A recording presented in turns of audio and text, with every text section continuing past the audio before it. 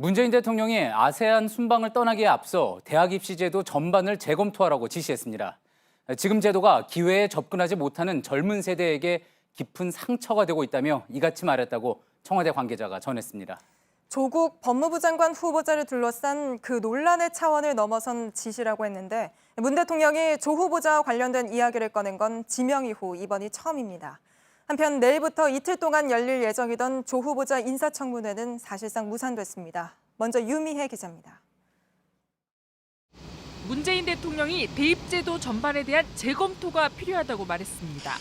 오늘 순방길에 오르기 전 당정청 고위 인사들과 만나 이같이 지시했다고 윤도한 국민소통수석이 밝혔습니다. 문 대통령이 조국 후보자와 그 가족을 둘러싼 논란에 대해 직접 언급한 건 이번이 처음입니다. 문 대통령은 여전히 입시제도가 공정하지 않다고 생각하는 국민이 많다면서 특히 기회에 접근하지 못하는 젊은 세대에게 대입제도가 깊은 상처가 되고 있다고 강조했습니다. 조 후보자의 임명과는 별개로 정치권이 이번에 불거진 교육제도의 문제점을 해결해 나가야 한다는 걸 당부한 걸로 해석됩니다. 윤 수석도 입시 문제와 조 후보자에 제기되는 문제는 별개라고 선을 그었습니다. 자유한국당은 대변인 논평을 통해 입이 10개라도 할 말이 없는 대통령이 이제 와서 제도 탓을 하며 조 후보자를 비호한다고 했습니다. JTBC 유미입니다. 이렇게 논의는 입시제도 개편으로 옮겨졌습니다. 한편 이제 아직 구체적인 내용이 나온 건 아니지만 청와대가 어떤 부분을 염두에 두고 발표한 건지 교육부 취재하고 있는 기자와 좀 더 이야기 나눠보겠습니다. 자, 박유미 기자, 청와대 브리핑 내용 보면은 자세히 보면 힌트가 좀 있을 것 같습니다. 대입제도 중에 어떤 부분이 문제라고 본 겁니까?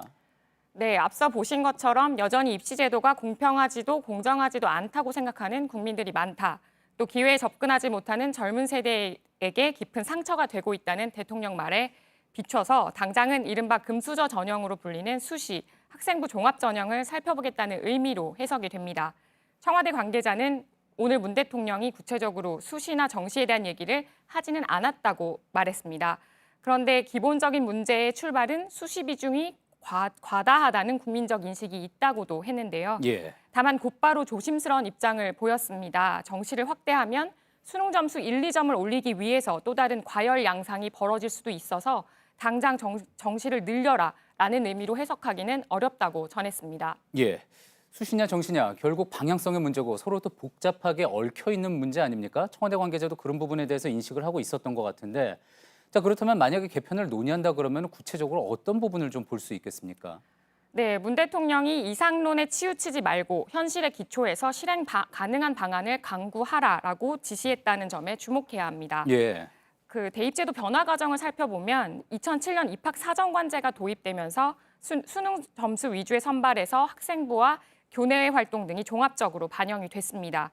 그러나 이번 조국 후보자 딸 사례처럼 외부 논문이나 과도한 수상 실적 등이 논란이 되면서 2013년부터는 학생부 종합 전형을 통해 학생을 선발하게 됩니다. 외부 논문이나 어학 성적 등을 쓰지 못하게 했고 교내 활동만으로 학생들을 평가한 겁니다. 그러니까 지금도 그 소위 학생부 종합 전형으로 수시 합격자를 선발하고 있는 거죠. 네, 그렇습니다. 또 현 정부는 당초 수시 확대와 또 수능 절대평가 실시를 정책 방향으로 잡아놓고 추진을 해왔습니다. 그런데 지난해 대입제도 개편 공론화 과정을 통해서 오히려 정시를 확대하자는 의견이 더 많았고 2022년까지 정시를 현행 20% 수준에서 30% 수준으로 높이라고 주문을 했습니다. 이에 따라 앞으로 정시 비중을 소폭이라도 더 늘리는 방안 또는 학종의 공정성을 확보하는 추가 방안 등을 검토할 것으로 보이는데 교육부는 일단 지난주에 설명 자료를 통해서 대학 감사 과정에도 대입 과정의 불공정 문제를 중점적으로 확인하겠다고 밝혔습니다. 지난주에도 교육부가 관련된 설명 자료를 낸 바가 있었군요. 자, 그렇다면 지금 수험생을 둔 학부모들 가장 많이 궁금해하실 것 같습니다. 만약 정말로 재검토가 빠르게 이루어져서 대입제도가 개편이 혹시 된다면 언제 가능할까요? 네, 제가 청와대 발표 직후에 교육부 고위 관계자와 통화를 했습니다.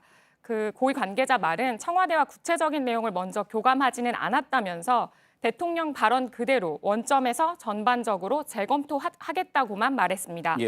다만 법률상 대입 전형은 4년 전에 먼저 확정을 해야 합니다. 지금부터 재검토 과정을 통해 제도가 달라진다면 올해 중학교 2학년, 내년 기준으로 중학교 3학년이 대입을 치르는 2024학년부터 적용될 가능성이 큽니다. 예. 다만 이러한 기간도 법을 통해서 단축할 수는 있는데 그렇게 추진할 가능성은 높지 않습니다. 예. 뭐 이 역시도 앞으로 이제 논의가 어떻게 진행되느냐를 지켜봐야지 되는 문제겠죠. 잘 들었습니다. 박유미 기자였습니다. 예, 이런 가운데 휴일인 오늘도 국회에서는 조국 후보자의 청문회를 어떻게 할지 격론이 이어졌습니다. 원래 합의된 대로라면 청문회는 내일부터 이틀간이지만 누구를 증인으로 부를 것이냐를 두고 여야가 여전히 맞섰습니다. 국회에 나가 있는 기자 연결해 보겠습니다. 자, 노진호 기자, 지금쯤이면 원래 결론이 나올 것으로 예상이 됐었는데 어떻습니까? 여야가 합의한 내일과 모레 조 후보자 청문회가 열릴 수 있겠습니까? 네, 결론부터 말씀드리면 2일과 3일 청문회는 사실상 무산될 가능성이 매우 높은 상황입니다.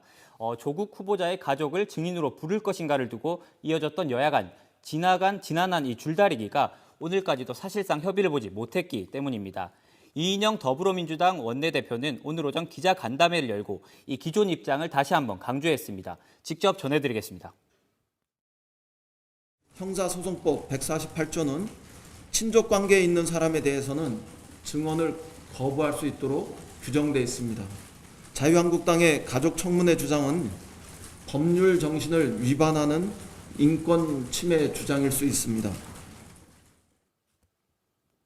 네, 그러면서 다만 오늘이나 내일 오전이라도 법사위 전체 회의를 열고 한국당이 이 청문회 개최에 합의를 한다면 2일이나 3일 청문회도 열 수 있다고 다시 한번 말했습니다. 예, 그렇다면 한국당의 입장은 지금 어떻습니까? 네, 한국당은 오늘 오후 이 청문회 대책 TF를 열고 2일과 3일 청문회는 무산됐다 이렇게 전하면서 이 무산의 책임이 가족 증인 채택에 대해서 협의를 거부한 한국당에 있다고 이 더불어민주당에 있다고 강조했습니다. 그러면서 오늘이라도 법사위 전체 회의를 열어서 이 증인에 대해서 협의를 한다면 5일과 6일 청문회를 열 수 있고 하루가 늦어져서 내일 이 증인에 대해서 협의를 한다면 다다음 주 월 화요일이죠. 이 9일과 10일 이 청문회를 열 수 있다고 이렇게 새로운 일정을 다시 제시했습니다. 잠깐 전해드리겠습니다. 사실상 핵심 증인이지만 딸의 경우에는 이미 양보했습니다. 오늘이라도 법사위 전체 회의를 열어서 증인 채택 요구서를 의결하고 한다면 5일, 6일 인사청문회가 가능합니다. 예. 예, 지금 봐도 뭐 양쪽 입장차가 상당히 커 보입니다. 그래도 혹시 오늘 밤에라도 증인을 누구로 부를지 합의를 해서 청문회를 열게 될 가능성은 없을까요?